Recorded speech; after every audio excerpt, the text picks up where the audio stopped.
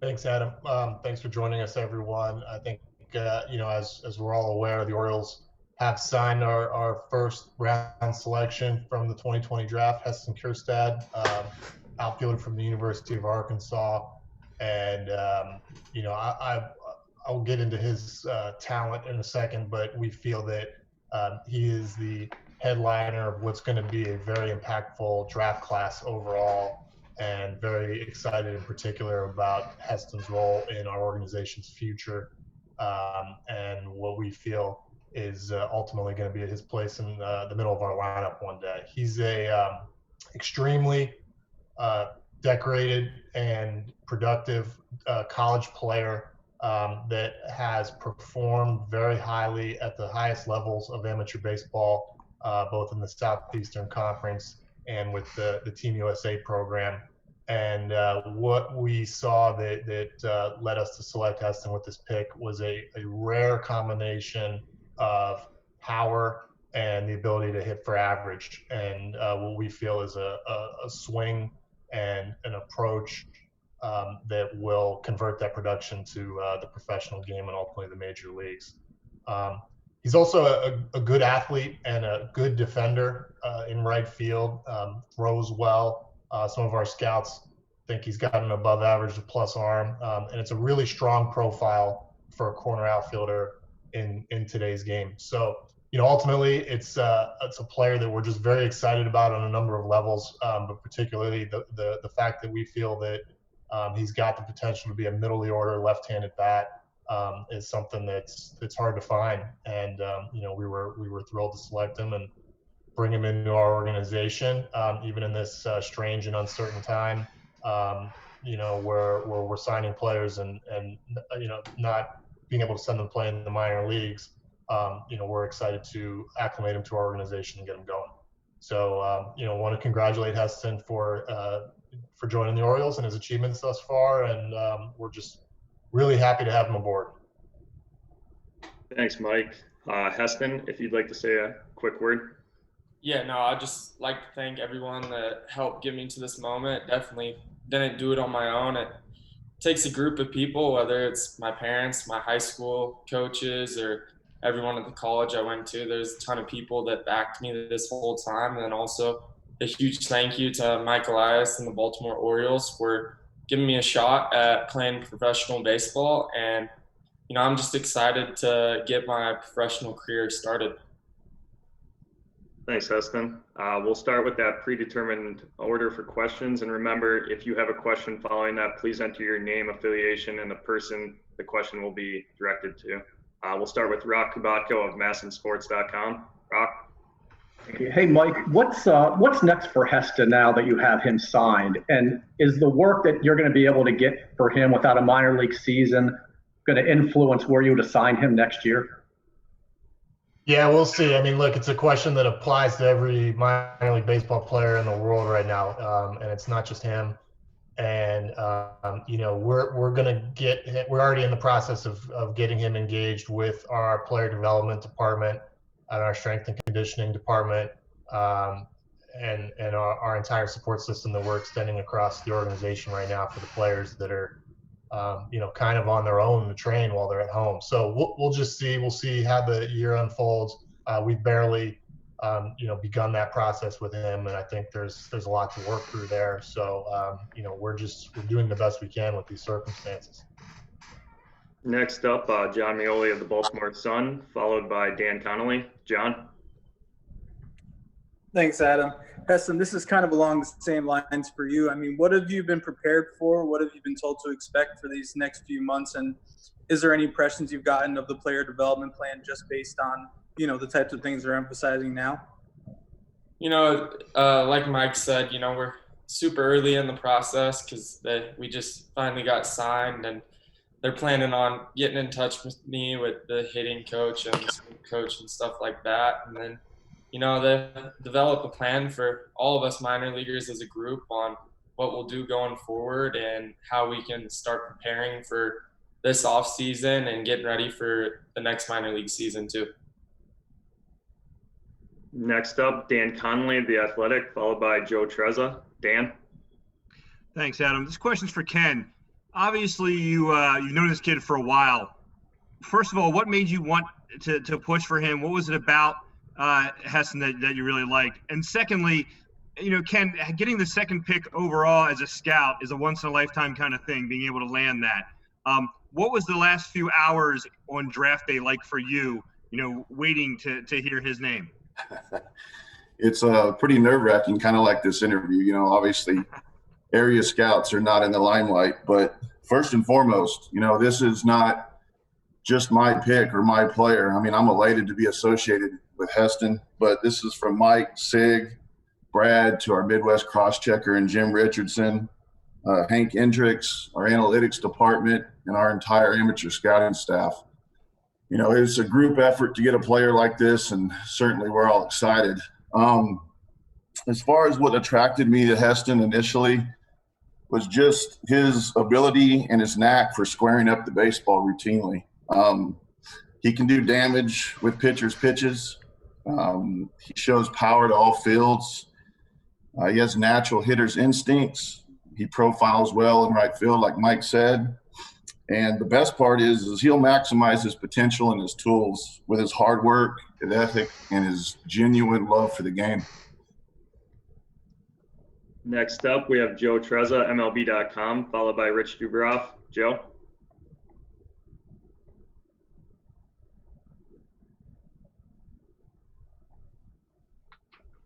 Sorry, I think I was just muted there.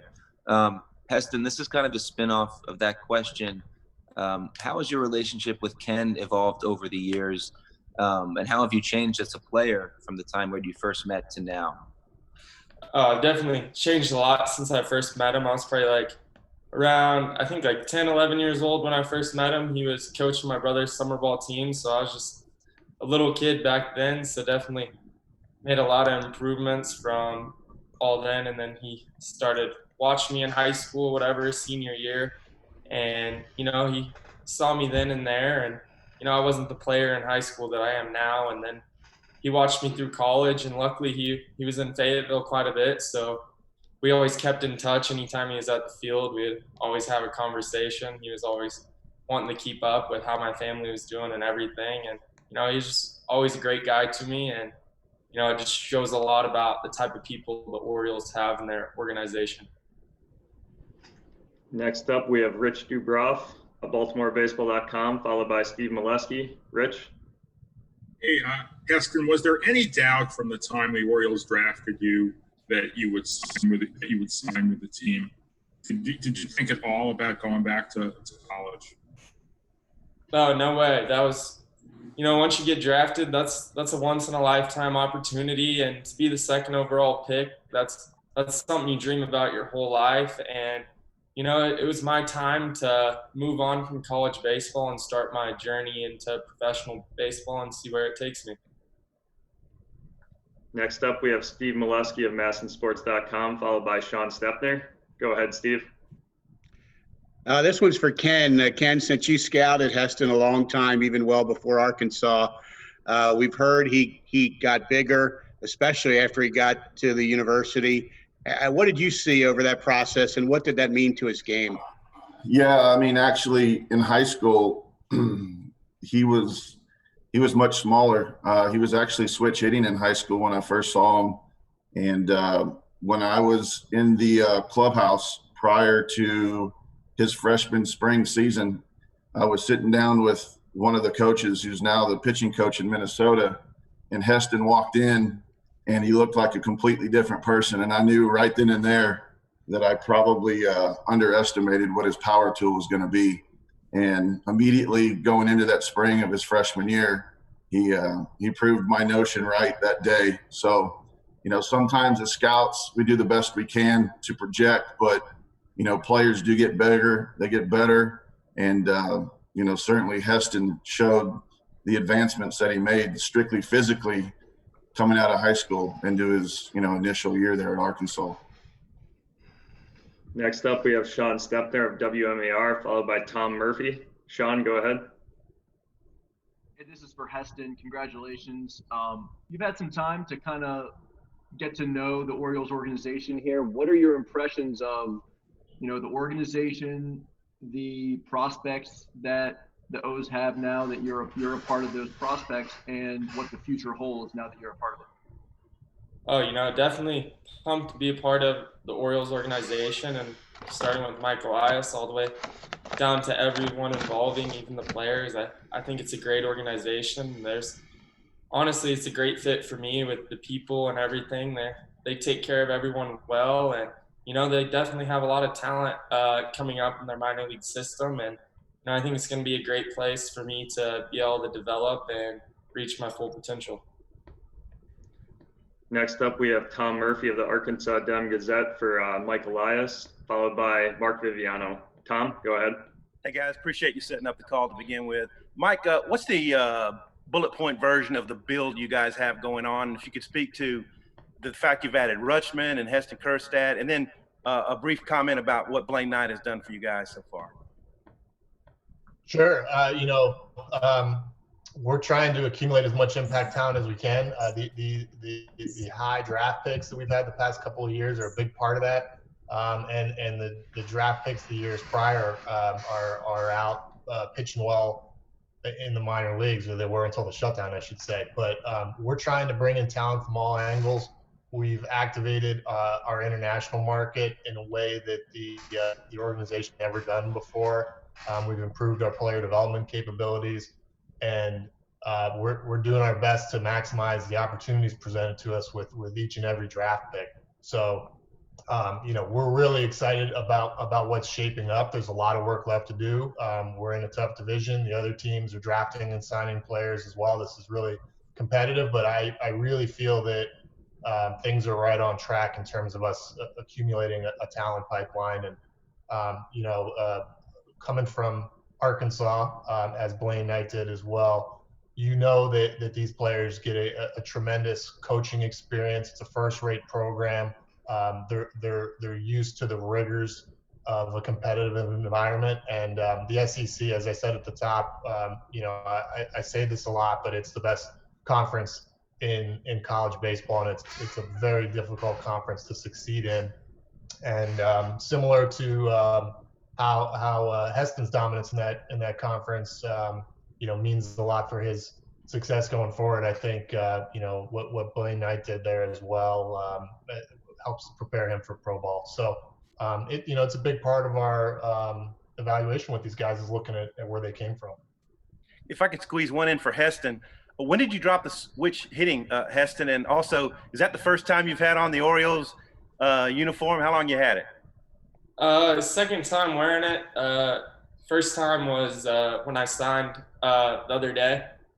And then switch hitting, I did it all through high school, mainly just because it was something to do. And, I love just hitting and everything. And, I just started going from that side because I'm really supposed to be a natural right-handed hitter because I do everything else right-handed. So it was kind of pretty easy. But, my senior year of high school, I started realizing I was able to hit left-handed pitching real well, and my left-handed swing was more advanced and everything. So it was time to just focus on one side and just make one side as good as it can be.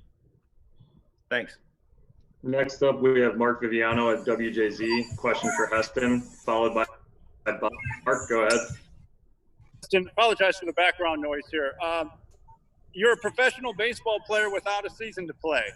Mike Elias mentioned earlier this week how that's a setback for any young guy who's trying to get his feet wet in pro ball. How much of a setback is it for you not to have a season to play, and how do you plan to make up for it?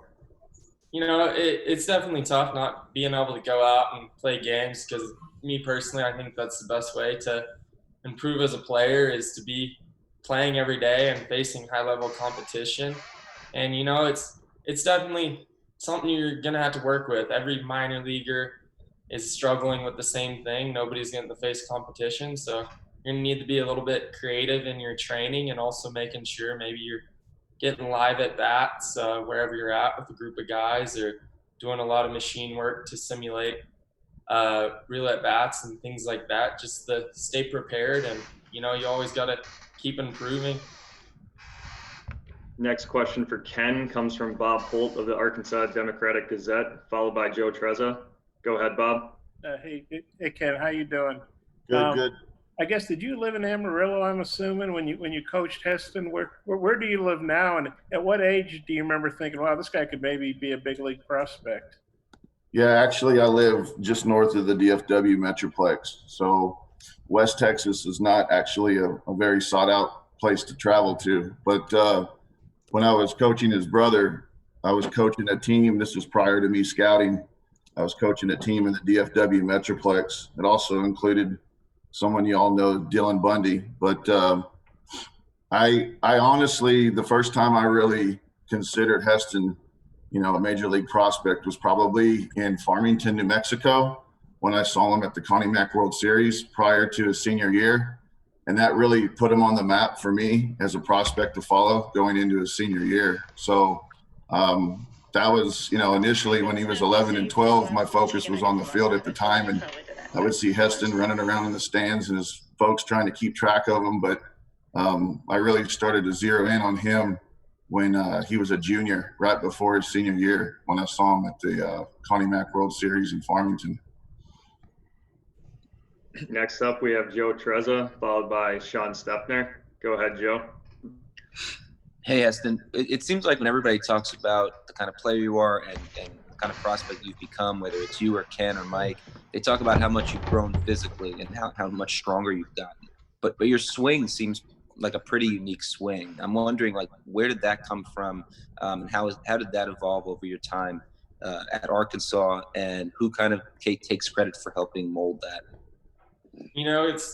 It's a natural developed swing. I didn't grow up really going to lessons or anything like that. It was just me and my dad. We would go up to the cage practically almost every day, and he would just throw me BP, and I would just hit and try to hit the ball as hard and as far as I can to all parts of the field.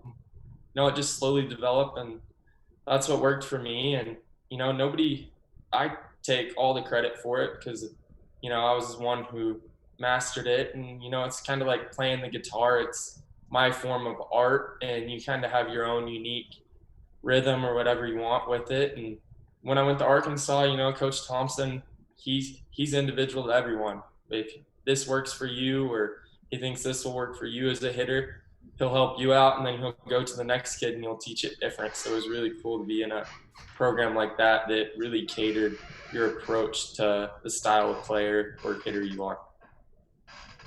Next up, we have Sean Stepner, followed by Nathan Ruiz. Sean, go ahead. Thanks, Adam. This is for Mike. Just a couple real quick. Any consideration toward Heston being part of the 60-player pool? And kind of on the topic of the players reporting today to Camden Yards with player intake screening, have you any update you can give us on that? Have you heard how that's going?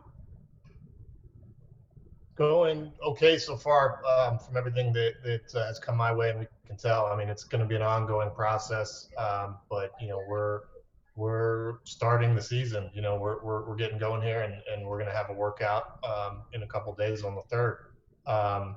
Yeah, I mean, with the pools, that's something that we're assessing and deciding as we go with any candidate for that pool. Our analysis of the rules and the season and the way it's structured is that bringing up young minor leaguers for player development purposes, has some risks in terms of your roster flexibility, and potentially, if you have to tap into the depth on your roster, you're going to need those spots potentially during the year. And players that are not on the 40-man roster, you can't get them out of that pool if you ever need to without releasing them effectively, and obviously nobody wants to do that. So we're taking those decisions pretty slowly and carefully, and that's why we've only announced 44 players so far. So we'll just see how it all unfolds. Next up, we have Nathan Ruiz of the Baltimore Sun. His question's for Heston. And just a reminder, if you have a question, please put your name, affiliation in the chat box. Go ahead, Nathan. Thanks, Adam. Hey, Heston. Mike mentioned earlier kind of the depth and the advancement of the Arkansas program. I was wondering your comfort level, your familiarity with some of those newer hitting technologies, your familiarity with advanced statistics, and just how comfortable you'll be in reading those, seeing those once you're in the Orioles organization. Yeah, luckily being at Arkansas, they provide all that, whether it's Rep, Soto, TrackMan, Blast, anything and everything. They were giving us access to all of it. And, it was definitely really cool because we're able to kind of learn it. And definitely being in college, we really don't have legit analytics dudes. So quite a bit of it was on your own trying to figure out how to work the systems and stuff like that. So it really gave you a good understanding of the numbers, and you could analyze your own stuff whenever you wanted. So that was really handy being around it. Next up, we have Jerry Coleman from 105.7 The Fan. His question's for Mike. Go ahead, Jerry. Mike.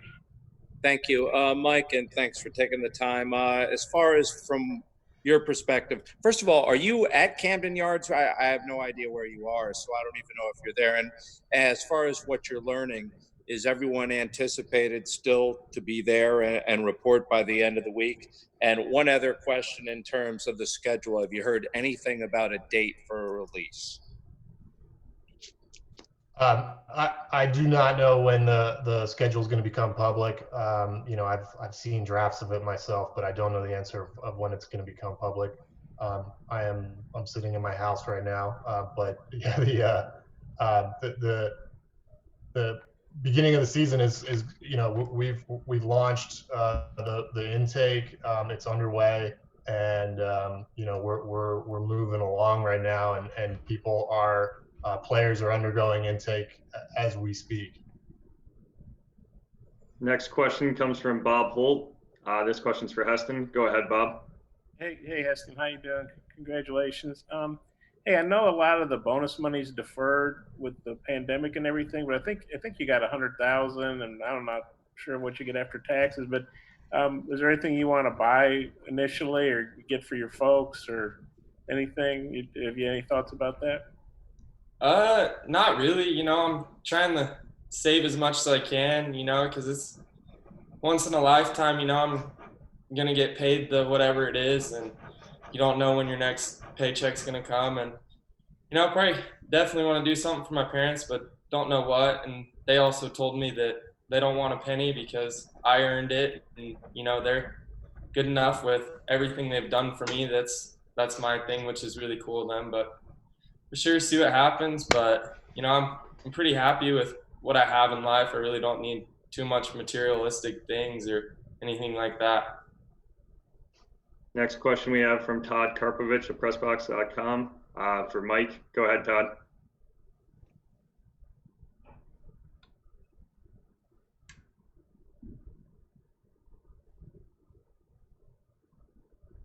Oh, I'm sorry, Mike. Can you hear me? I'm sorry. I'm sorry if you didn't ask this question. Have you gotten any guidance as far as fans being able to attend games during the season? Yeah, I think that's something that will be continually assessed as circumstances in the world allow. And right now it's not on anyone's mind. And I'm speaking in terms of all 30 teams. We're trying to focus on getting the players playing safely first.